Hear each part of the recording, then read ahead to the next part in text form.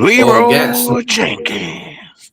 Leroy Jenkins. All gas, no break. Welcome to the show. Just Chris and Mo. Everyone else is useless. This is episode 99, the Mark Gastineau / Will McDonald episode of the program. We are one away from 100, from the big 100, the centennial mark. The NFL draft started almost a week ago, and it was quite the ride of excitement. We're going to go through pick by pick and give our thoughts and our analysis. So let's just dive right into it. So Jets for their first like three picks, or the first few picks they made, they didn't actually pick anywhere that they were scheduled to pick. So they were scheduled to pick 10th, and then they basically fleeced Minnesota real quick by trading back one spot from 10 to 11. In which they recouped a fourth round pick, number 129, and then they got pick 157. They also sent them the pick that we got in the Zach Wilson trade, pick 203, a sixth rounder. And I'm just gonna kind of walk through my experiences while in real time while this was happening. So the Jets trade the pick. And for a minute, there's like a glitch on the TV screen, and it says Minnesota is number 10 on the clock, and then 11 was still showing as Minnesota's pick. So I'm just sitting there what the fuck did we just do? Trader Joe. I was like, did we just give away pick 10 for free? What's going on here? Then a minute or two later, the screen updated, and we were in fact at pick 11. They turned in that once they were on the clock after the Vikings traded up for JJ McCarthy, which I guess they did that because they were worried about Denver or Vegas trading up to 10 and sniping them of JJ. So they decided to just secure the bag. It seems like it was a combination of Joe Douglas and Sean Payton kind of baiting the Vikings to make that move. I don't know if there was ever really a threat. But then the Jets go and they make the boring adults responsible decision with that 11th pick, and they take Olu Fashanu. We've been saying Fashanu for the last 4 or 5 months, but it is Olu Fashanu is how his name is pronounced. Someone that we originally after beating New England in Week 18, we probably thought that would take us out of the running for Fashanu, but he was there, and we went ahead and we got him. So how do you feel about the business that we did in round one, and how do you feel about the player we drafted, Olu Fashanu? Yeah, I'm happy about it. I can't complain. It's a need, and I mean, even in the beginning of scouting, when the college season started, Olu Fashanu was the OT1, even over Joe Alt. And I mean, if you want to get into his how he plays, it's he's a beast in pass pro. He needs work in the run game, which I mean, I don't think it's going to be an issue with him learning from who his mentors. Yeah, especially Tyron Smith. Yeah. he So like, I grew mean, up. like that's like the perfect mentor if you really want to talk about it. Yeah. And uh and apparently Joe Douglas said they've been scouting him since like his freshman year. Yeah, yeah. I actually right before we started recording, I actually that like YouTube short like popped up on my phone, and I was watching it. How he was saying that they what you would call it they had their eye on him for like the last like 2 or 3 years. Yeah. So I mean, like, I won't lie. I mean, I wanted Brock Bowers with that pick. I mean, Dunze, I would have liked him too, but it seemed like they wanted to move up for him, but it just wasn't. Mhm. It just wasn't really in the cards because like Yeah. basically They like didn't well want they to want trade I up think with the they pick. wanted him to go for Nate, but Giants Didn't want to Giants trade said no. down. Yeah, yeah, they didn't want to trade down. Tennessee got J.C. Latham, which I was pretty happy when Tennessee took J.C. Latham, just because like I didn't want him. But it is kind of crazy how like he kind of Really? like Because I thought JC Latham yeah, was really good. yeah. I don't know. I mean, I guess we'll see how he does in Tennessee.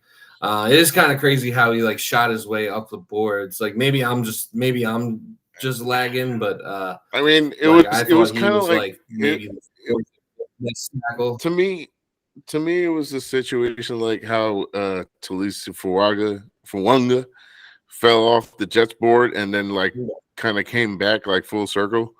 And Yeah. like JC Latham was like a top 3-4 tackle. And I mean, like, I guess projection wise, because he has like a higher floor than Joe Alt does. And I don't know about Fashanu. I don't think he does. I I thought think Alt had the Fashanu has highest the higher floor. floor and higher ceiling I because thought Alt had the highest floor of them all, yeah, but he maybe not does. the highest ceiling. He, I, yeah, I'm saying JC Latham doesn't have a higher floor than Joe Alt. Oh, okay. Yeah. But he might have a higher ceiling than Joe Alt. Interesting. Yeah, I don't know. Personally, I had Latham as like the maybe fourth or fifth best tackle. I had him behind. I mean, I had him behind Alt, Fashanu, Fontanu, and probably Fuaga too. I liked all those prospects better than J.C. Latham. So I was pretty happy that he was like off the board and not available for us. And then obviously the shocker of the draft came when the Falcons decided to draft Michael Penix Jr. Yeah. There were rumblings before they made the pick that they were like possibly going to take a quarterback, and I was like, oh, that would be. But see, like that didn't really stir anything up for us because it was like, okay, we assumed they'd take a defensive player, but they took Penix, who was supposed to drop either way. Yeah, either way they took somebody that wasn't on our radar like at all. I mean, maybe Penix would have been on our radar if we like traded back and got a second round pick and he was still there. Then I could see him maybe being on the Jets' radar. But obviously he went 8th overall. But either way, like the Falcons weren't really an obstacle for us. Although the Falcons were going to do that, they should have traded back to 10 with us and let us get Rome Odunze, because then they could have at least gotten some more draft capital to. They could have at least gotten some more draft capital to complement their, to complement their questionable at best decision to take Michael Penix after paying Kirk Cousins a massive contract for the next 4 years. Did you see where there was a trade? They wanted to trade and keep 8 and 10, or was that like a Joe D mistake? Oh yeah, something like how they wanted to trade, like they wanted to give us like a haul of like second, third, fourth round picks or something to give us 10 or to get 10 from us, but they didn't want to give us 8. So I'm pretty, yeah, that was on the Flight 24 One Jets Drive thing where they like were inside the war room talking about all the picks and whatnot and trades that they made. Yeah, so I don't know. I mean, I feel like they should have traded. I feel like they should have traded back and recouped assets from us rather than just like rather than doing that because they would have got. They could have got him. They could have got him at 10. Yeah, Penix would have been there at 10, and then like they would have gotten, I don't know, whatever else we would have had to have given up. Like they wouldn't even have to take Penix. They could have took Dallas Turner. Yeah, they could have and got Penix in the second round. Yeah, presumably. I mean, unless the Raiders decided to take him, but the Raiders, I think that's why they wanted to take him. Yeah, the Raiders were really the only other threat, but even so, if they trade back to 10, they're still in front of them. Right. So yeah, I mean, that didn't make a whole lot of sense. And yeah, like if Penix got past the Raiders, he probably would have fallen to the second round because no one else was like taking quarterbacks at that point. Also crazy that I think it was 15 or like the first 15 or 16 picks were all offensive players. Like they were. No one went first 15. I think the Colts were the first. The Colts picked. Let's confirm this right now. Yeah, I think the Colts picked the first defensive player at 15, actually, when they took Laiatu Latu. Of course, my internet's going to be all messed up because I got thunder striking over here. Okay. At least it's not snowing in Texas. Yeah, thank God. Okay. All right. So pick one: quarterback, wide receiver, tackle, quarterback, wide receiver, quarterback, Olu Fashanu, quarterback, Brock Bowers. All right, Latu went at 15. That's right. To the Colts. Yeah, so the first 14 players, all offense. Yeah, and then it was like 3 edge rusher. Well, it was Latu, Byron Murphy, and Dallas Turner, and then Amarius Mims went to the Bengals. I don't know how I feel about that pick. So I mean, as far as our pick goes, like I don't have any complaints about it. I did want Brock Bowers. Brock Bowers would have probably made me Brock Bowers probably would have made me feel something in the moment a little more than what Olu Fashanu did.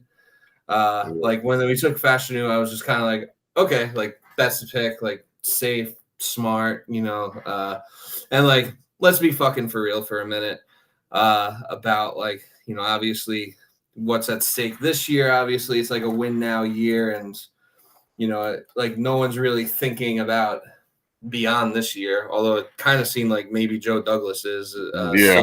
He was drafting like he did.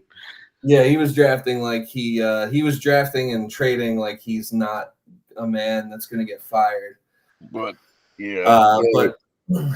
I mean, yeah, I wanted Bowers, but like let's be fucking for real. Number one, like if we're just looking at next year, the Jets probably aren't winning a Super Bowl this year. Like they'll have the best chance they've had in a while if Rodgers stays healthy and is like even 80% of like what he was in his prime. Mm-hmm. They'll have the best chance they've had since like 2010 to do so. But the reality is like only one team wins the Super Bowl, and Patrick Mahomes and Travis Kelce do still exist, unfortunately.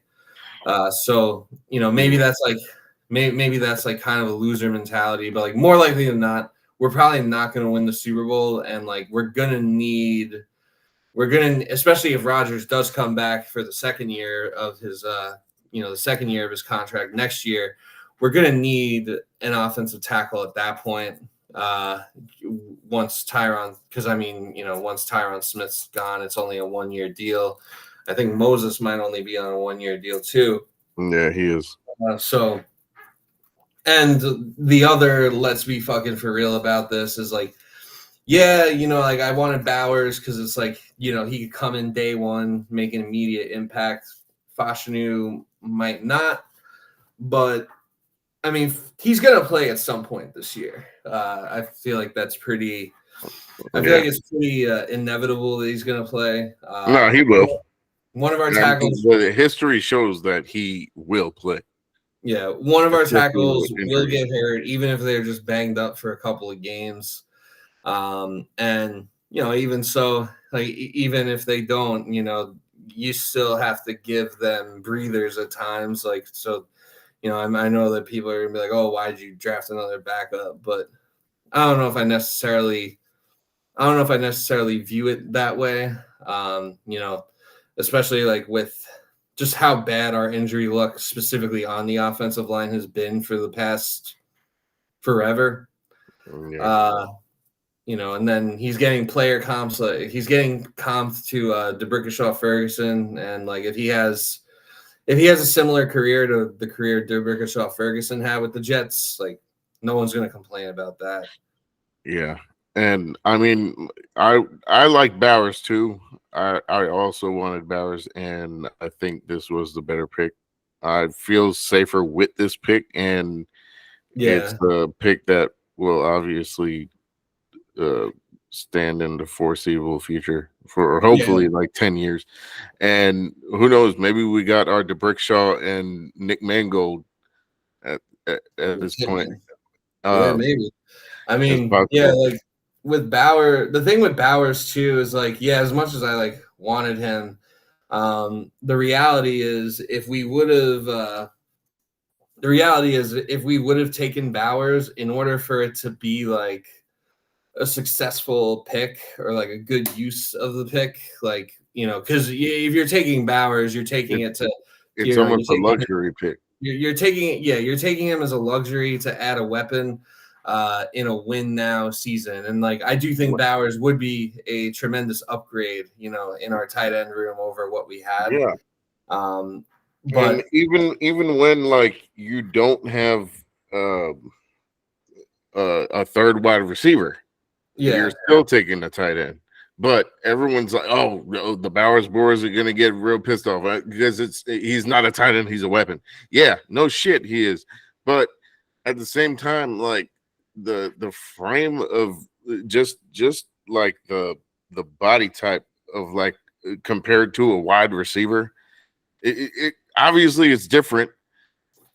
Yeah, and you can make comparisons all you want, but there's a difference between wide receiver and the guy who's in the body of a tight end. Yeah, and the Bowers boys were so fucking annoying. If we're being honest, they were, because I don't consider myself a Bowers boy. I can tell you that right now, and I know I didn't either. I didn't either. I know that my Twitter handle might have suggested that I was a Bowers boy, but I don't affiliate with those mutants. And they were like basically because like I was like, Bowers was like my first choice of like who I wanted, but like I also was open to other options. Like, the Bowers boys, it was pretty much like, oh, if we didn't pick back Brock Bowers, like this draft was like a waste, basically, or like it was a waste of a draft pick if we didn't take Bowers. I think he'll be great. I think he'll be great in Vegas. I think really, because I don't. I do. I think and they took Michael Mayer last year. Yeah, well, they'll. I'm sure they'll be running a lot of 2 tight end sets and 12, 13 personnel. To go, but I think he will be really good. I think the Raiders' offense could be sneaky good with Gardner Minshew and Devontae Adams and I don't know if Jacoby Myers is still there, but they got Bowers. Their starting quarterback is Gardner Minshew. I'm pretty sure. Yeah. Yeah, I know he's there. Where's Jimmy G? Is he not on the team? Jimmy G went to the Rams, I believe. He is backing up. He's backing up Stafford. Okay. Yeah. But anyways, back to Jets Yeah. talk. Yeah. How do you feel about the Malachi Corley pick?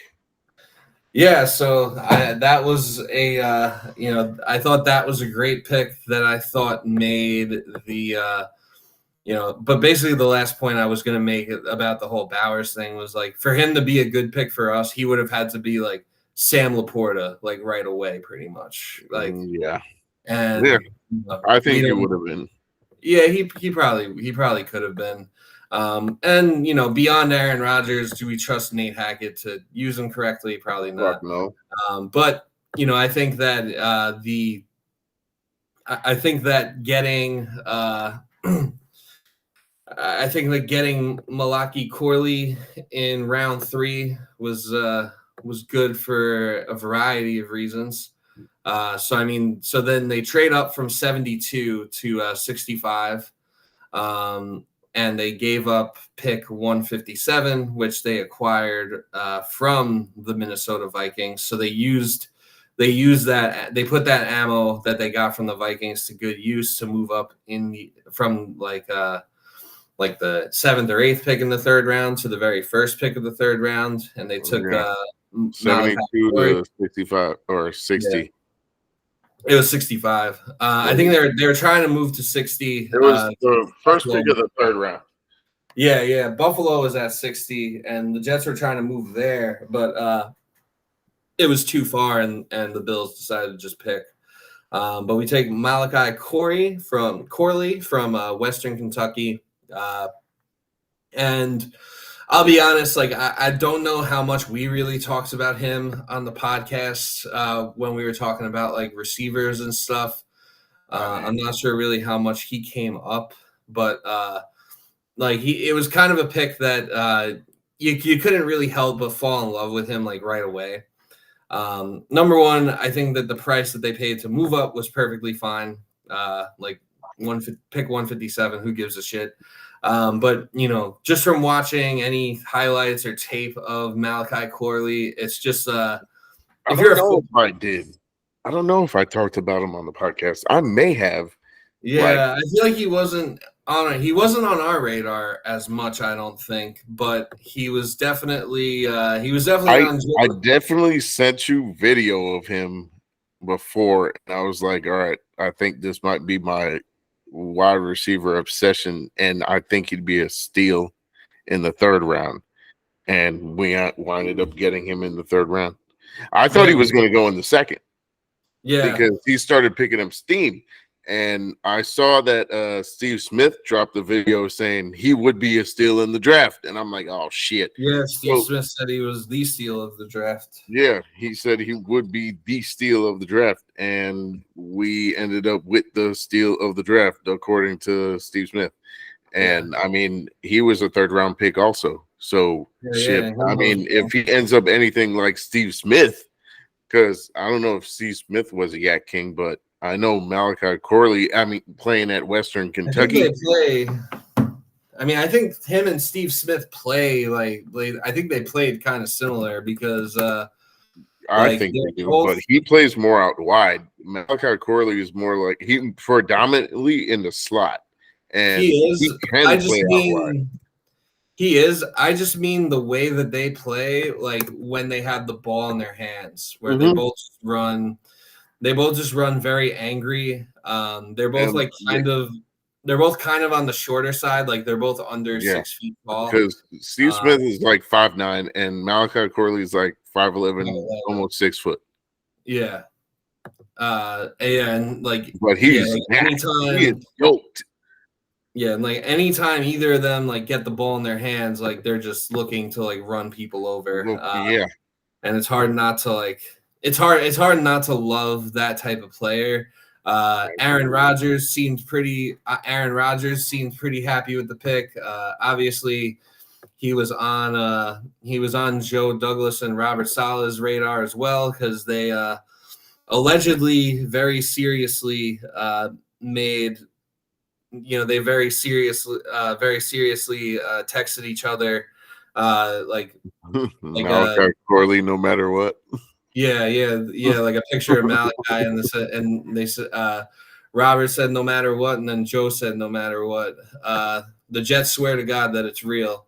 And yeah. I don't see any text from before, so I don't know how that's real. Whether or not it's real, I mean, whether or not it's real, it's fun to just believe that it's real. Also, he's a Western Kentucky guy. I do love me some Western Kentucky, and I think they're getting better. I think they're going to be like that one small school that really like shows up a lot. Yeah, that really like produces a lot of like hidden gems in the like in the National Football I League. wouldn't say Pittsburgh is because Pittsburgh is in a big conference, but Pittsburgh is kind of a small school, and you don't really look to them as like, okay, yeah, we're going to be getting. It's not like a powerhouse. You know what I mean? They're not a powerhouse. I mean, they've pretty consistently produced like pretty good NFL talent. And I'm hoping they get to like that kind of level. Yeah. I'd like to see them get back to the level of like, because they've had some. I'm trying to think who like the last great Pitt player to come out of the draft was. I don't know how Kalijah Kancey. Damar Hamlin. Well, Kalijah Kancey was like a first-round pick last year. Yeah, he was. I'm not sure. Aaron Donald. Yeah, Aaron Donald, like Larry Fitzgerald. And they used to be like halfback. I mean, they still kind of are halfback. I mean, we got one of their halfbacks. Jordan Whitehead. Oh yeah, Jordan Whitehead. So. I was Kenny so fucking that Giants got Tyler. Jordan Addison went to Pitt before he transferred to USC. He was pretty damn good. Really? Yeah. Jordan. Yeah. That's right. He did. He went to USC for like what, a year? It was a year or two. I want to say one. Yeah, I think you might be right. I think he went to Pitt for 2 years and he went to USC for 1 year. Because I think he was there when oh damn. And here he is. Here it goes, an hour and a half longer. A day late and $1 short. All right. So Malachi Corley, what are your thoughts? Instant upgrade to the offense. Okay, what are your thoughts on him physically and statistically, and what do you project from him? What do you see from him producing? Well, my biggest issue with him is that all his yak king status is from him just dominating fucking corners or small or linebackers that are the same size and whatnot. And which it's not bad in college. And we were just saying the same fucking. We were just talking about how it's a small school, but look at Western Kentucky. They're producing a lot of players. That's true. But I'm just saying, like I know he's gonna have to probably put on a little bit more muscle. Hopefully, it doesn't reduce his speed. And do you not see how fucking built this dude is? He is built, but do you not see how big these niggas are in the fucking NFL compared to college? At corner. So, well, not at corner. Corners, he's gonna run over. Okay. But you still got the linebackers out there. You got some big ass safeties out there too. Linebackers used to be bigger. Now they're smaller. That's fair. I'd have to look if he comes into the league and he starts just barreling through defense like he did in college. I fucking love it. I think so I'm not worried. I think he's gonna have to learn a bit of Garrett Wilson's style of getting yak, where he's gonna evade the first defender, gain some more speed, and then move on down. Okay. Justin, what did you think about taking Olu Fashanu in round 1? I knew it was going to happen. Okay. What do you like about his game? What I like about him, he's a good tackle. He can be put in fucking he could start. I know he's not going to start. But he has the capabilities to do so. I mean, I wanted, like I said, I didn't want Bowers. You did want Bowers, or you didn't want Bowers? No, I would have preferred we took Bowers. Yeah, I felt the same way, but the more I think about it, this was like the smart adult thing to do. It is. It is 100% a smart adult thing to do, especially with how our O line goes down every fucking year. Yeah, So I can't knock the pick. I'm just saying, hey man, if we had a tight end and then we had Malachi as well, yeah, that core would be fucking amazing if yeah, Rodgers stays healthy. yeah. But I think if they would have taken Bowers round 1, they probably would have tried to draft a tackle in round 3. Yeah, And I think or maybe even trade up to round 2. yeah, I don't think whatever combo they would have gotten, like Bowers and whoever in the 3rd round, Roger Rosengarten, Probably not as good as Fashanu and Corley. Yeah, I feel like it wouldn't have been as good of a combo. The best part That's fair. The best part of the Malachi Corley pick, though, is that the Jets got him in the 3rd round, not the 2nd round, and because the Jets just have the most cursed luck with drafting wide receivers in the 2nd round. So I'm glad that they were able to avoid that. That's fair. That's fair. By waiting till the first pick of round 3 to take Malachi Corley. So that was it for the first 2 days. So that was it for the first 2 days of the draft. Then day 3, things got a little weird on day 3. So the Jets started Saturday with having the Jets started out Saturday having like the 111th pick and like pick 129 and like a whole bunch of picks. 126, 129, 134. Yeah. So they had a bunch of picks. First they traded first they trade pick 111 to the Packers, and they get pick 126 and pick 190, which I didn't really like that pick that much. Because you move 15 spots back, and like I don't think you really got anything substantial for it. Then after that, they were about to pick at 126, and then they traded that for a 3rd round pick. That one, I was a fan of that move because it's getting a Hassan Reddick pick back.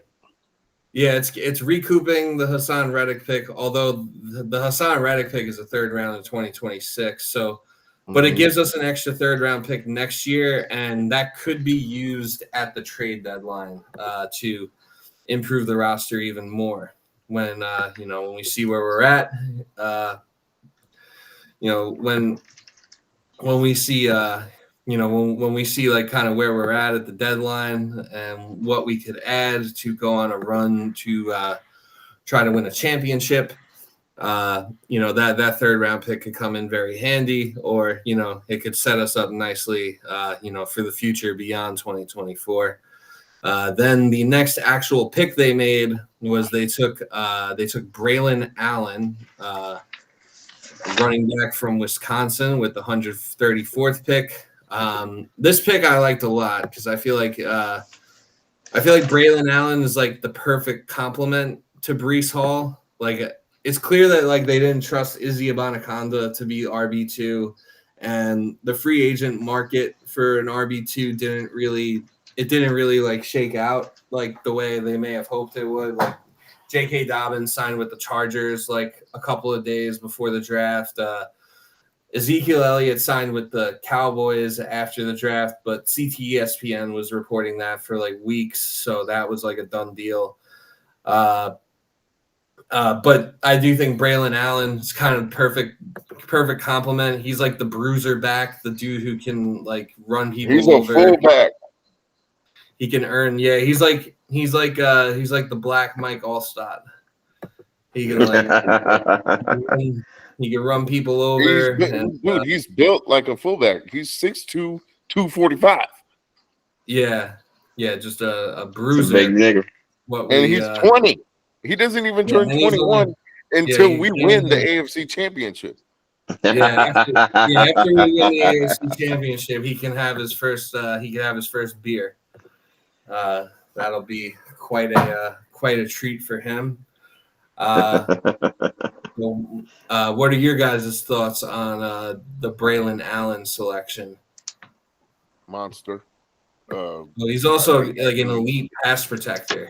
And he also commented on the Twitter sphere X saying, "I'm protecting Aaron Rodgers for the next 10 years." No.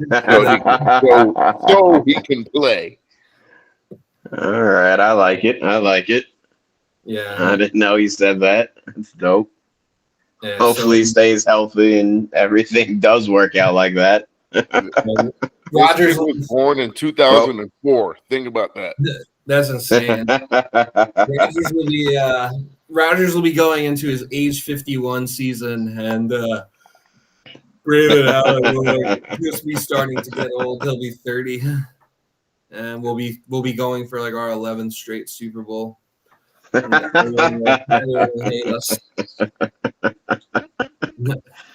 I wish. I think, at that point, I think it might be Jordan Travis, who is so evidently our next pick. Yes, so then we go to a great segue, Mo. With pick 171, the New York Jets took Jordan Travis, which I like this pick. I know that in a lot of the mocks that we've been doing, as far as taking a quarterback late round, we have been leaning more towards Jordan Travis than Michael Pratt, who I don't even know where Michael Pratt ended up going. All right, this was definitely the best pick, I think, at least from like a developmental standpoint, because this kid was like, they were ranked number 4 in the nation until he got injured. Not even. I think they got up to like 2, because I watched Jordan Travis play like many games last season, and this kid was good. And I mean, there are flaws to his game, obviously, like everybody else. The arm's a concern. Yeah, the arm's a concern. It's not like he can't make a pass, but I mean, he can improve his accuracy. The arm strength is one. But I mean, that he can learn in like 2 years. Yeah, but I mean, that's enough time to actually develop. Florida State was on their way to getting into the college football playoffs before he got hurt. Right. And some would even argue, some still might even argue that they got snubbed out of the playoffs because they didn't lose a game all year. Mm-hmm. But yeah, no, I think it's a fine pick. Like, it's a low risk, high reward. I think he would have went a little bit higher if he didn't break his leg in college last year. Like, I think he would have went a little higher. I don't know if he would have been like a second or first round pick. I don't know. I think around third. I think maybe 3 or 4. Maybe late second. Yeah, maybe in the third or fourth round.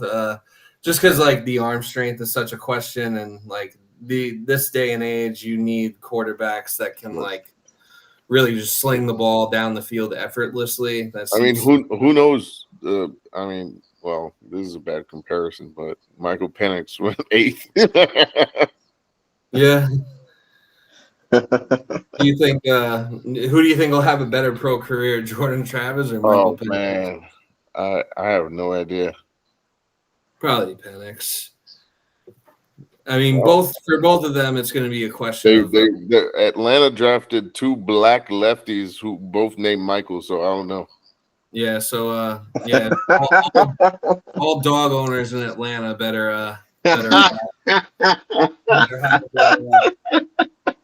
their animals. And y'all I say wild shit down here. No, I got set up right there. I had to sting. That's too funny. I didn't even make that connection. Two black dudes, they both lefties. Oh man, Atlanta's in for it. We never said you were the only That's how one. you know with Justin Wild didn't watch the on draft. there. Nah, not look. I mean, I was at the game for the first day. The second day, I watched. No. I don't think I watched the second day. Actually, I'm not gonna lie. I was watching basketball and hockey. Not gonna lie. R.I.P. R.I.P. to your Miami Heat. All right. Yeah, But yeah. the I second knew running back, that those bums are out. the Yeah, second so then running after back. Jordan Travis, they take Isaiah Davis 2 picks later. This one was a bit of a head scratcher, I think. Okay, I didn't I really had a little bit of an issue with this pick. I didn't the mind Jack it, but I thought that we could have went a guy that I like, Christian Mahogany, out of Boston College, as like a backup guard, and I thought he projected well, and that would have been like a perfect spot to get him. To get another running back, I mean, you could have just signed another one. I don't know. Maybe that's just me. What it looks like Joe Douglas wants a lot of young running backs, so he don't have to sign nobody. I think It's possible. I think it Yeah. tells you. I think more than anything, it tells us what the front office and what the coaching staff thinks about Izzy Abanikanda. I think that he is going to end up Possible. being. I think that practice he squad. can end up being the odd man out. I think he might get he might get cut in training camp. I think they're gonna let it go to whatever the competition gets, however it plays out.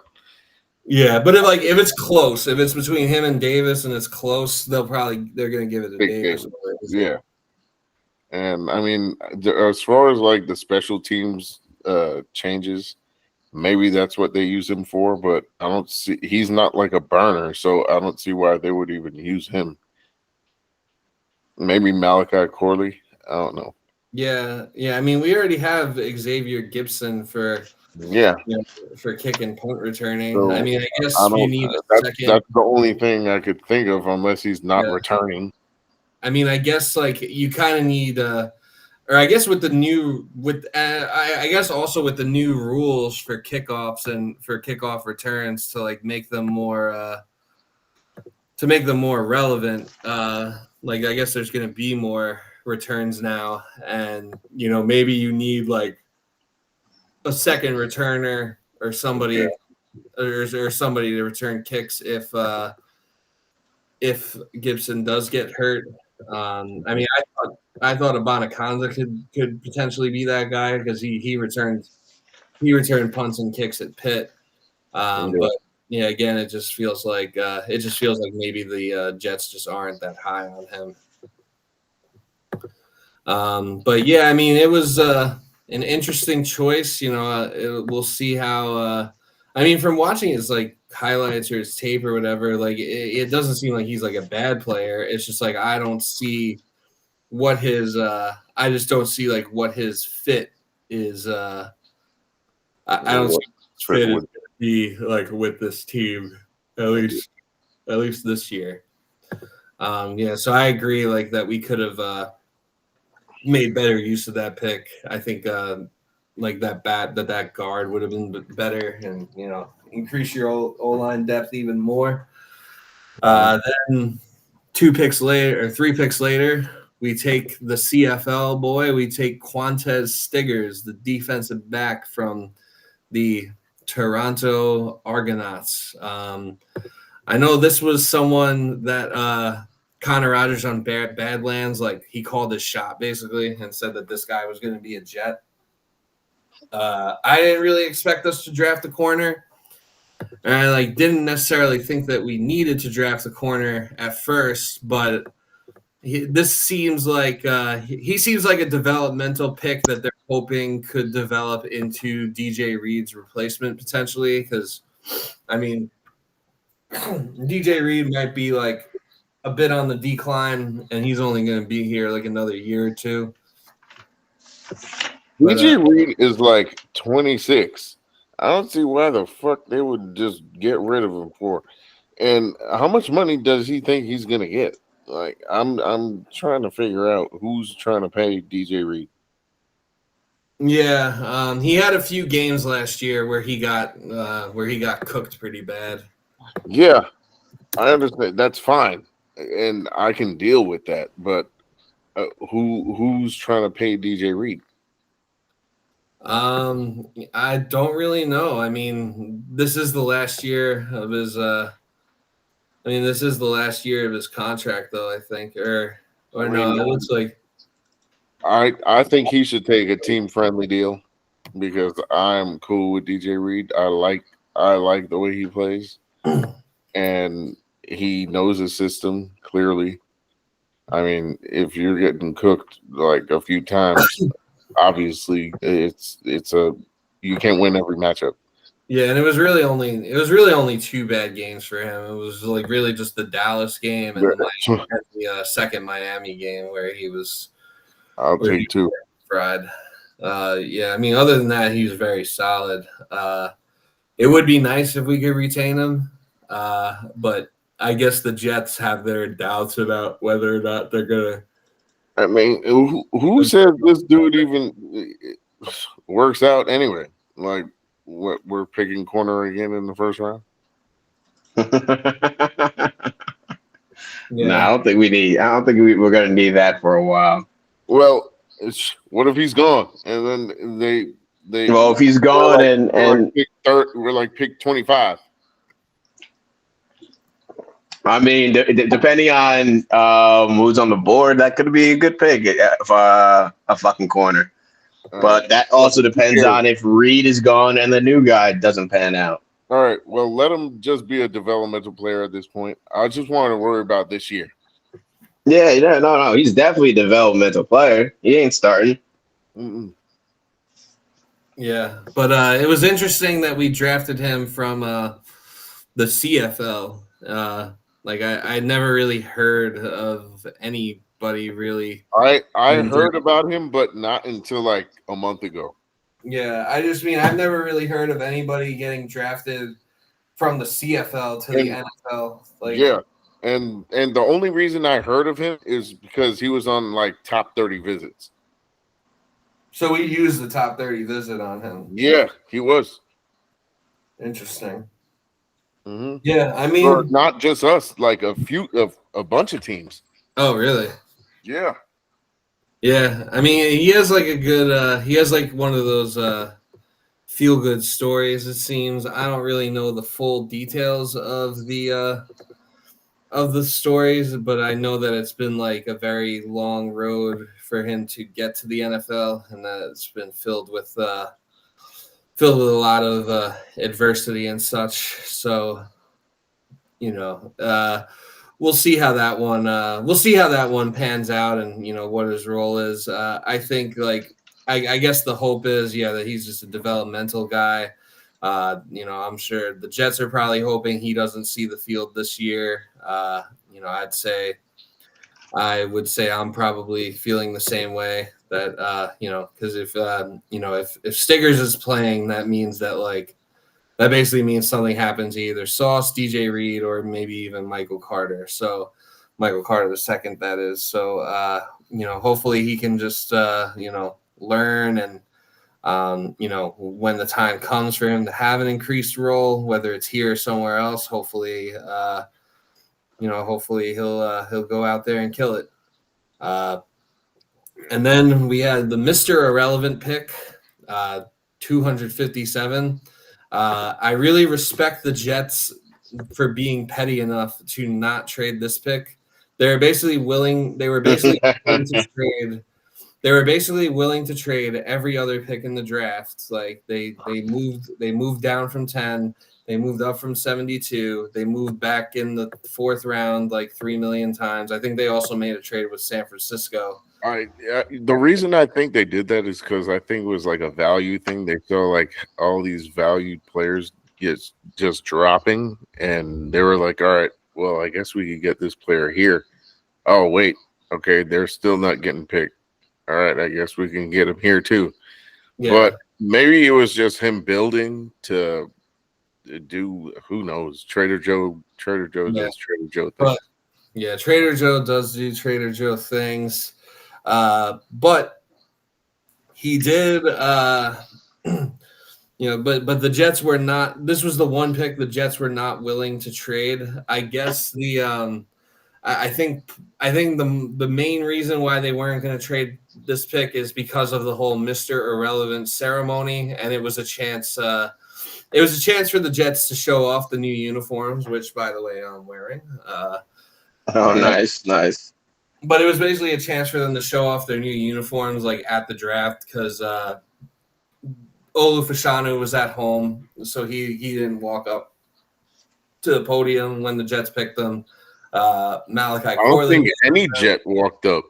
Yeah. So this was the only chance they had to show off the uniforms, and Woody Johnson's not going to pass up that opportunity to show off the uniforms. So I think he wanted, I think Woody Johnson wanted that. I think they also wanted to. I think they also wanted to make Brian Costello work late on a Saturday because he went on someone's podcast and basically said that the Jets were an unserious organization for like participating in the whole Taylor ham, egg and cheese, Mike Williams fiasco. They said that he was saying that a serious organization wouldn't have done that or like entertained it. So I think that was their way of punishing him because that man just hate, like, I don't know anyone who covers football for a living that like hates their job more than Brian Costello. So I think the Jets were like punishing him, and rightfully so. But with the Mr. Irrelevant pick, they took Jalen Key, a safety from Alabama. I'm not going to pretend like I know who Jalen Key is or that I have any riveting analysis on him. I mean, he was the last pick for a reason, and that's not to say he sucks because, Brock Purdy was a Mr. Irrelevant, and, there's plenty of undrafted free agents who don't get drafted at all who turn out to be good. So, but it was an area of need, obviously. We did need another safety in the room, so I don't hate it. Mo, do you have anything to add about Jalen Key? No, not really. I don't Fair know who he is. Yeah. He's Mr. Irrelevant for a reason. In other draft day news and transactions. The Jets traded John Franklin Myers to the Denver Broncos for a 2026 third-round pick. This was a move that was made primarily to shed salary. I think JFM's cap hit was going to be like $16 million or something like that. This, I think, saves them probably like maybe half of that. Or maybe a little less than half of it. I think it saves them at least like $6 million off the cap. Yeah, but something like that. And apparently, that move was made to have money to pay the draft class for this year. Mm-hmm. So JFM basically a cap casualty. We get the 2026 sixth rounder. Thank you again, Denver, for I guess taking our dirty laundry away from us. They could have done that during the Zach Wilson move. I guess they could have. We could have gotten a higher pick for that shit. Yeah, we could have gotten. Yeah, I feel like if we would have packaged JFM and Zach for 203, and then we probably could have gotten better value if we didn't wait. I don't know how much difference a week makes, but that's the way she goes. I'm a little bummed that we traded JFM just because he was a starting defensive lineman for us, and I don't know who exactly is just gonna replace him. Like, I don't trust Michael Clemens to fill his role. Like, I don't know who are they counting on to fill his role? Like for a win now year to get a 2026 sixth round pick. Yeah, I don't know. I wish there was a way they could have kept him, but it seemed like it seemed like there was just too much of a gap financially. Like, the Jets weren't gonna pay him what he was due to make, and they weren't able to like. It was too much of a gap for them to like restructure or for JFM to take a pay cut. So unfortunately, they had to part ways with him. I think it was in the works for a few weeks. It probably was. I mean, I know that like earlier, like before the off season, really He had made a comment on Twitter. I don't know if you've seen it, and he said something, and it seemed like he wasn't going to be there. So that's why I assumed he wasn't going to be there. What did he? Do you remember what? I gotta pull it up. I don't know. Yeah. I also heard another interesting comment from. So I think U Stadium got Elijah Vera Tucker on their like live stream like, during the. I saw they did. Yeah, and so he had a very he had a pretty interesting quote from what I heard. He had a pretty interesting quote during the live stream where like I guess they had him on like right when the Jets made their pick. So basically they asked him like in that moment like, oh, like, like how do you feel about this? Like, what do you think? And his instant reaction was he basically said that he was like, oh, I really like where our offensive line room is now.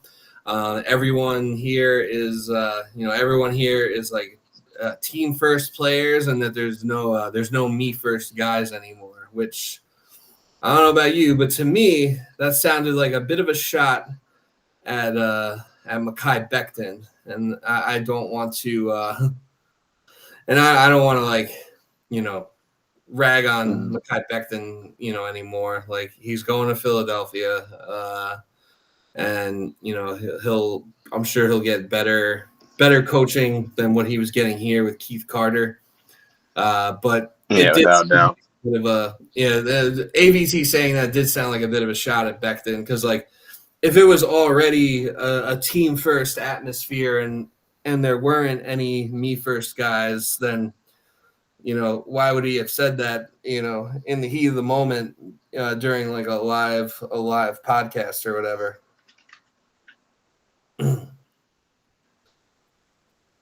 That is fair. Shit. I mean, is Becton the only me first dude on the team? I think he was referring mostly to the I'm sure he's not the only me first dude on the team. I mean, I'm sure there are plenty of others. I think he was saying as far as the offensive line room goes specifically that okay. That like there were no more me first guys, which I mean, it checks out with the whole like Becton being like, oh, I'm a left tackle, like don't play me anywhere else, and this, that, and the third, like blocking people on Twitter, and always like it seemed like it was always about him, and like I know that he clashed with like the coaches a little bit, and that relationship seemed to go a little sour. So that's kind of what it seemed like. I mean, I'm sure there's other me first guys on the team. Like, I mean, you could argue Aaron Rodgers is like a me first guy. Yeah. I mean, without, I mean, I'm sure, everyone's like me first to a certain extent. I don't know if there's really any others that stand out, but yeah, I think that, seeing, just hearing that from AVT, who I know AVT's been like, he's been like a leader on the team pretty much since his rookie year. So just like an interesting tidbit from him. But if you were to grade this draft for the Jets, like overall, what would you give them? I'll give them An A minus. All right. I think that's fair. I think I'd go B plus. I think I go B plus just because I think they did a little too much. I think they did a little too much like dicking around and unnecessary wheeling and dealing on day 3. But I'll give him a B plus overall. You know, you got a franchise left tackle hopefully, and you got another weapon for Aaron Rodgers, and those are like the main things we needed. And you got an RB2, so I feel like we addressed most of the main things that we needed. That's very true. Yeah, Mo, how would you grade this 2024 draft for the Jets? And are there any UDFAs that the Jets signed after the draft that you like? I'm gonna go B. A straight up B. Yeah, straight up B. I do like the draft picks. I feel like after Corley and maybe Braylon Allen, they were kind of mid. I mean, that's what at that point, it's all lottery tickets anyway. Yeah, it is. But I feel like there were still good players that you could have addressed that we needed, like at guard. Better positional, greater positional, better positional players and needs. Christian Mahogany was one player that I'd like that we could have gotten. But we lost like 2 4th round picks we kind of didn't get anything back for them. Yeah, and we drafted one 4th round pick.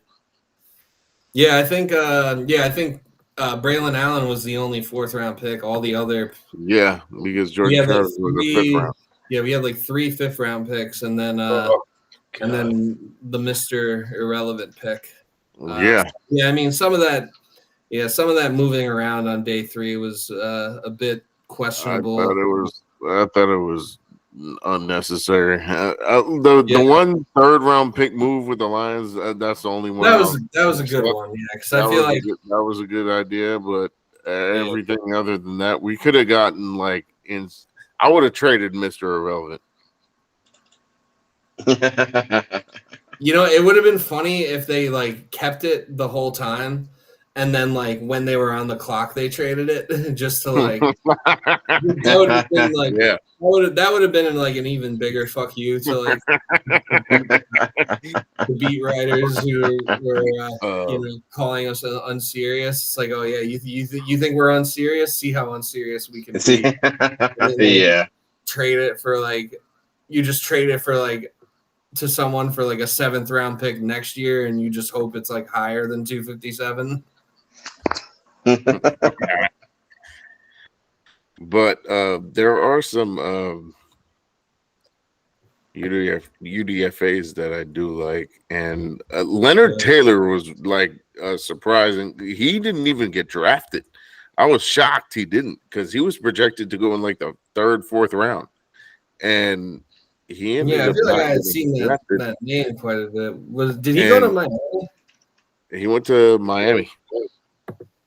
Yeah, because I felt like I saw that name, and he seemed like a day 2 or maybe early day 3 type of pick, but he drops all the way to out of the draft. Yeah, he's a DT, right? Yeah, he's a DT. He's a big boy, 6'3", 304 pounds. From Michigan.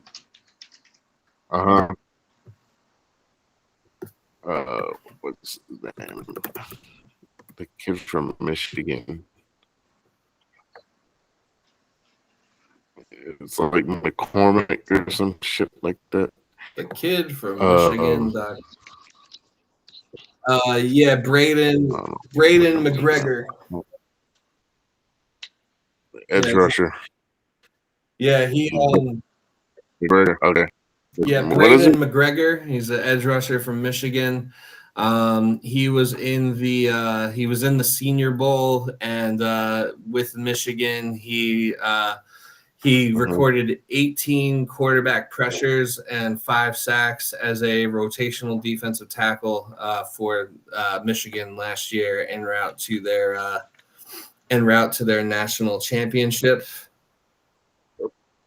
And see, They- and this is why I like how they just stacked on defense with UDFA, because Sal will get the most. Yeah, out you of them, trust. and Yeah, you it's trust shown that. Sal and Olberg to coach them up. Yeah, and you do, and you can tell when they can see that talent, and they know how to use them in the right way. Yeah, That's They the also only support- like upside I see with this team moving forward. Yeah. Yeah, they also picked up a left guard. They picked up Diet Latham. They got Brady Latham from Arkansas, a left guard. That's pretty much where he's played his whole. That's pretty much where he's played like his whole college career. So a little bit more depth there could be good, because I think right now, John Simpson would still project as our left guard.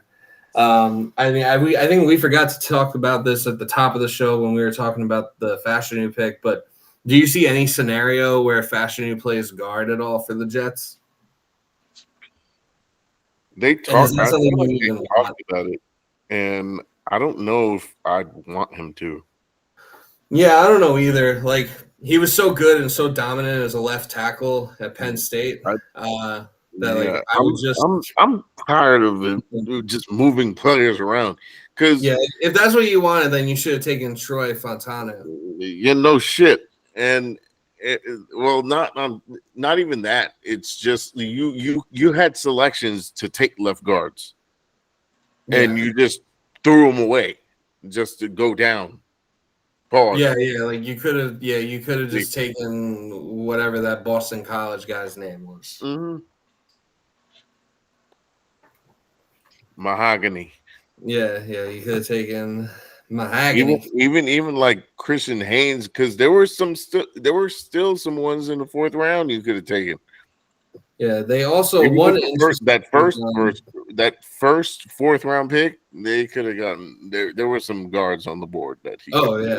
Left guard. There were definitely like people on the board at that point where it was like, okay. But I mean, I give it. What did I give it, a B? Yeah.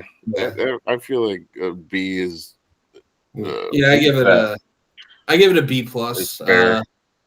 One UDFA that we took I thought was pretty interesting was Tyler Harrell, the wide receiver from Miami. He ran a 4.19 allegedly on a visit to Louisville before transferring. He ran a 4.19, and then at his pro day he ran a 4.28. So he's just an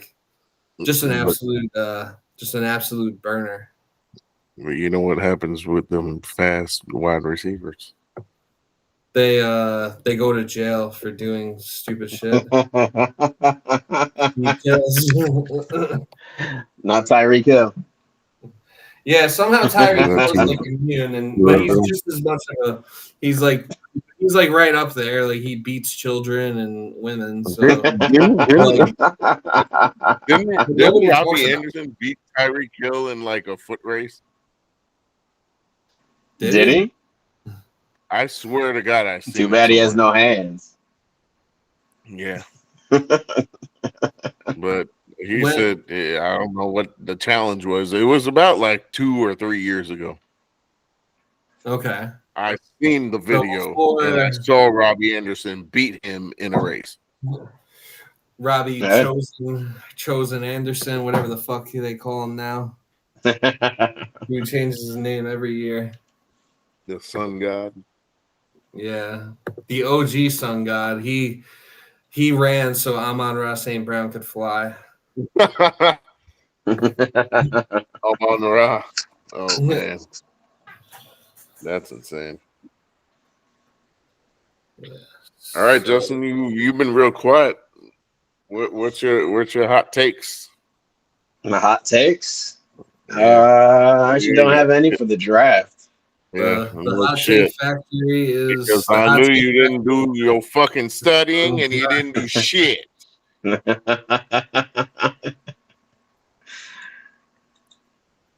Yeah, we can. I paid Well, attention to the I I paid was attention to the first 3 rounds, didn't watch them.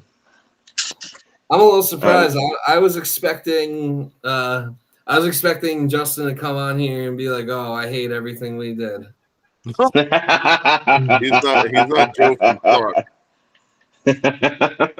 No. I don't hate everything we did. I actually think it will pan out. At least Yeah. the first 2 picks. I think the fact that you were expecting O-line made you a little more accepting of the fact that when we Yeah. That's probably true. Yeah, That's that probably was true. just an educated guess. It was. He don't know who the fuck was the O-line. Yeah, you just knew we were going to take O-line any and O-line. never It's not like you got- knew we were going to take which one we were. Which is insane. We're gonna blow the spot up right now. Justin did not know any O-linemen in the draft at all. That ain't true. That ain't true. Okay. I knew the two that sounded like each other. That's why I said Fashalalalalalulu. Damn. Or whatever the fuck. Thing I've ever heard in my life. Fatanu, And Fatanu. That's it though. Well, that was the most African shit I heard in my life. And one of them is not African. He got a African sounding name. Well, can you tell me which one was not? Nope.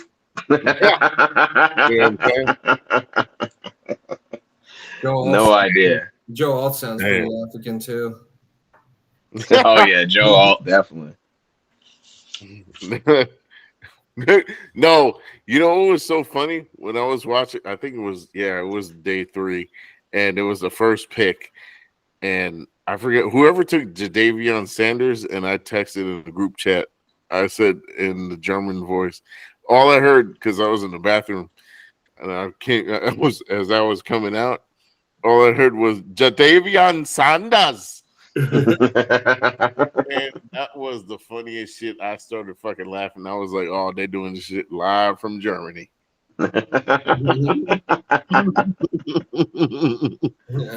Oh yeah, all the Germans announcing the picks on day 3. Yeah, they did that. They did Ireland. They did like England, and then they had like sketch. Do they have any Aussies? They should have. They might have. I think they did actually.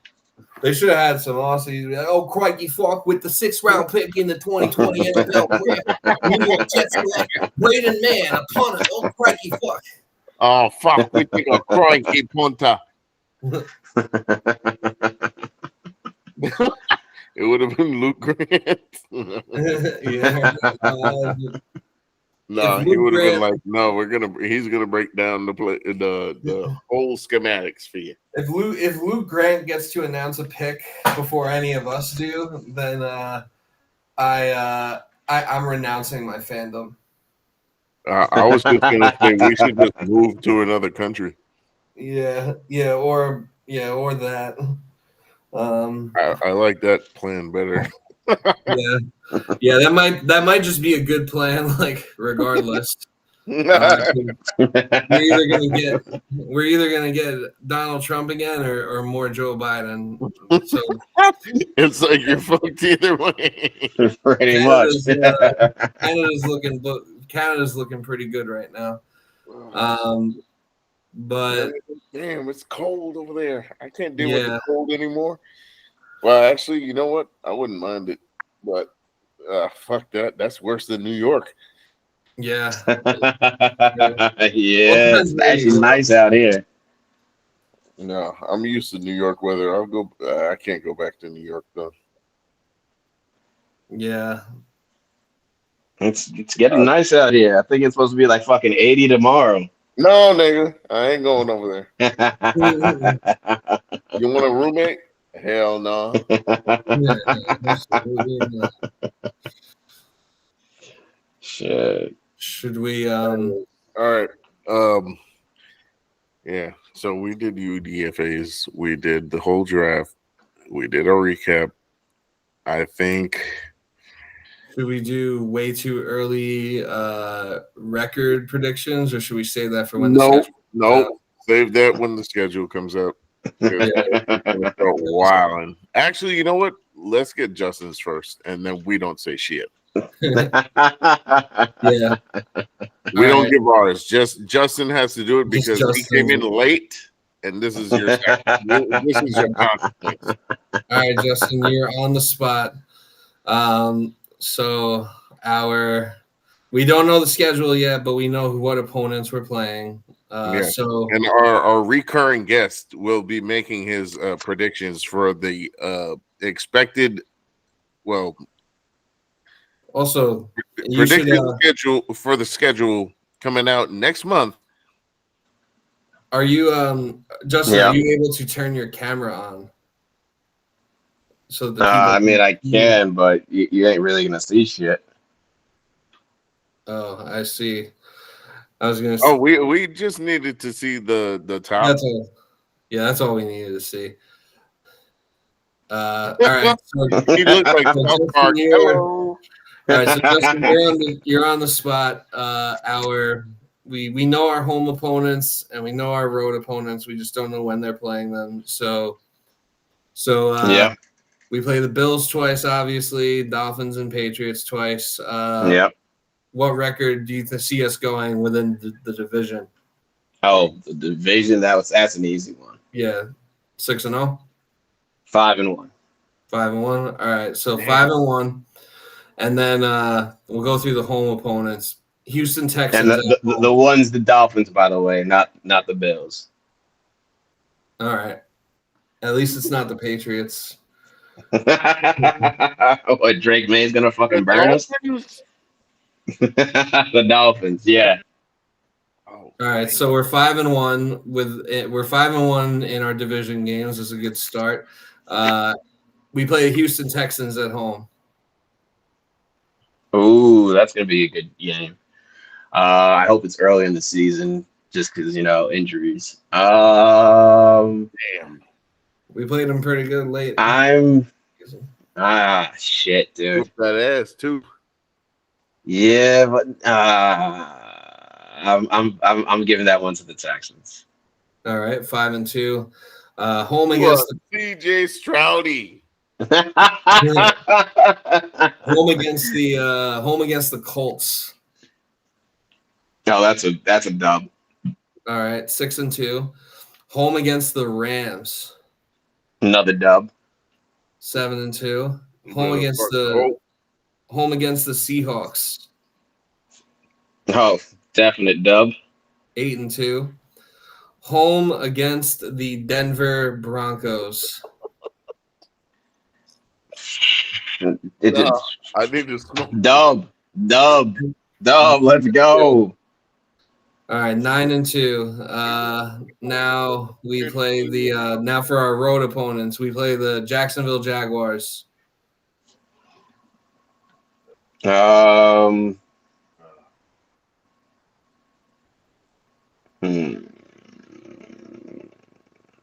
Close game, but a dub. 10-2. Tennessee Titans.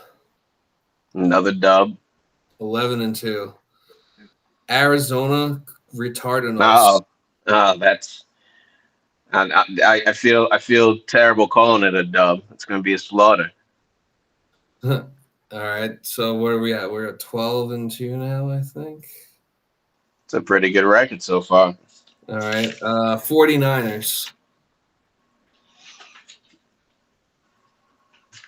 I'll take an L there. All right, 12-3. We play in Pittsburgh this year, which, by the way, you guys need to come to this game with me. Good. I should be able to come out there. Why not? Do it. No excuses. Mo 2. Word 2? Yeah, we're Shit. playing in Pittsburgh this year, and you guys are both coming. All right. Yep. Yeah. Mo, come pick me up. Shit. I ain't driving.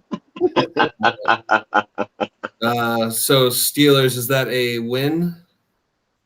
The Steelers is Yes. win.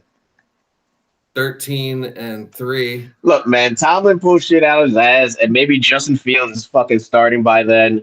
Who the fuck knows? Yeah, we'll do it again when we actually know the schedule and the order. And then Yeah. the last game on the list, we are on the road in Minnesota. Minnesota. Oh fuck. Who's their quarterback now? Sam Darnold. Sam Darnold, Dub. JJ Dub. McCarthy. Dub. Damn. I don't know. What are we going? 14-2? 14-3. And 3. We're losing a game to the Dolphins. We're losing a game to the Texans and a game to the 49ers. We're going to dominate the rest of the league. Yeah, that sounds pretty good to me. I can see 12-5 happening. Yeah. Sounds pretty good to me. But I think we'll either win. Who comes up? Yeah, I think we'll either win 10 games or more, or we'll win like 6 games or less. I don't see a situation where we're like a mid-team. I think we'll either be really good or really bad. No, we're not going to be in the gray area. We're going to be the minimum or max. Yeah, that's what it feels like. I want at least 12. Yeah, We should be able to get at least 12. The schedule's not that strong, depending on how the free agency works for some of the teams. Are we still getting the Black Friday game? I don't think so, and I don't want it. I never want it. I don't ever want another Thanksgiving or Black Friday game again. I went to the Buff Fumble. I went to the game this year. I threw up. Yeah. It was so disgusting. I threw up. Justin was sitting right next to me when it happened. Yeah. Damn. Or you actually were pissed off? Oh no, I was just like I just drank too much. I think like whatever was in that MetLife hot dog that I had, I think did me in too. They poisoned you. Yeah, all the food. Michelle Obama ruined the food at MetLife. Yeah, she probably did. The food at MetLife is disgusting. Speaking of MetLife, there are rumors once again that the Jets could be looking to leave MetLife and go to Queens. I guess it would be like 2027 or something. Yeah, I don't know exactly what year. It would probably be like 20. I feel like it would be more like 2030 because the leases are like it's like 5-year leases or like 5-year opt-outs. So like I don't think it'll be like in time for 2025, but maybe by 2030 they could move to that stadium that they're building in Queens for NYCFC. Maybe they decide to build it big enough for a professional football team. Like, you know, you're building I think the original plan was like a 30,000 seat stadium. If you want to just triple that to 90,000, it could easily be an NFL stadium. You could have all sorts of events. I mean, that's just what New York needs is another stadium. So, yeah, move the Jets to Queens, get out of that forsaken dump. Yeah. That'd be fucking lovely. I don't see it ever happening. Yeah, apparently what the rumors are is that the Jets are apparently Woody Johnson actually is like on the same page as us where, you know, he wants all these things, like he wants the turf or he wants like grass instead of turf, or, you know, he wants all the things that we've been asking for, but apparently the Giants are the ones that are being pains in the asses about it. Like they're the ones who aren't budging. They're fuck out of here. They could, you know, there are rumors that, you know, they're getting sick and tired of being roommates and they want to be a big boy team and live by themselves. Yeah. Bring them back to New York, please. Yeah, We're gonna be a real New York team. back to Queens where they belong. Then we could say, then we don't have to hear shit from Bills fans anymore about, The only New York team. yeah, you're the only fucking team that plays within visibility distance of the Canadian border. The Ontario Bills. A bunch of they're the same as like inbred Hicks, except in the snow instead of down south.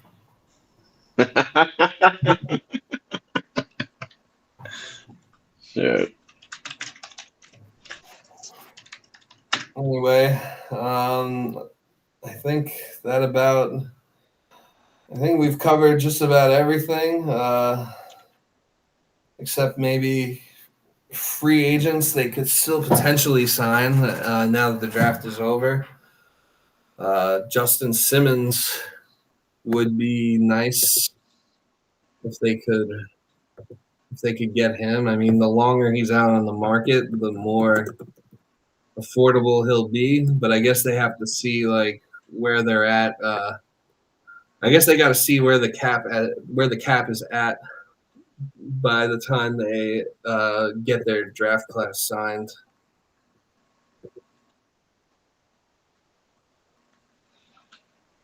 Yeah. How much is our cap space? That's a good question. I'm not really entirely sure. According to overthecap.com, we apparently, I think as of now, we have about $9 in cap space after after freeing up John Franklin Myers. Okay. Yeah, we do still have to. Sign our rookies, I think. But it looks like they've kind of. It looks like this website has kind of accounted the rookies, or at least given like estimates or projections. So it looks like we'll have about 9.1 million in cap space to play with, which, I mean, if Justin Simmons isn't signed now, then they should be able to fit him in under that number if he's still also available. Yeah, because before the draft, after we traded Zach Wilson, we had only like 2.8 million. But I think with the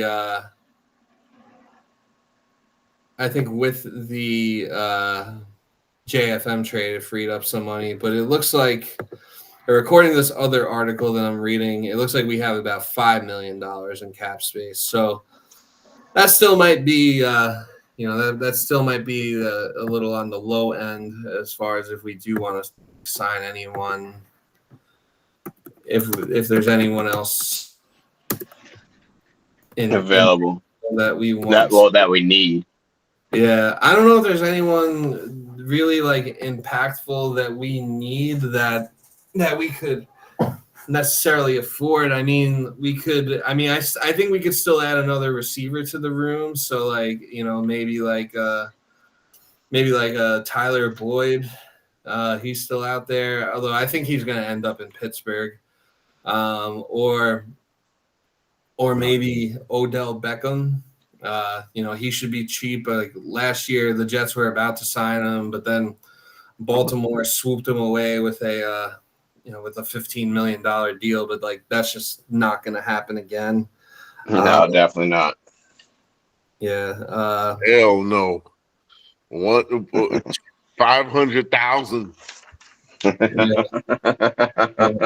Mo, how do you think we should use the $5 million in cap space that we have?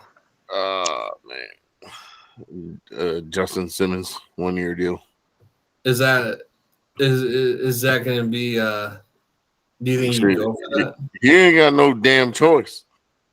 I guess not. That would be the ideal scenario. I would say either Justin Simmons post draft. and you still unsigned? Like, what's the problem? Yeah, I would say either Justin Simmons or OBJ or would- Tyler Boyd.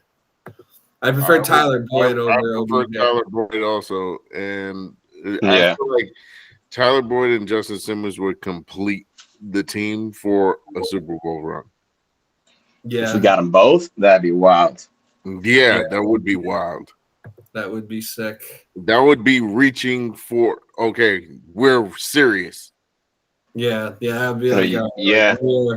we're doing it. We are using all of our cap space and like we are filling like every single hole in this Fuck it, roster. man. The Saints are always in cap hell, and they always find a way to make it work.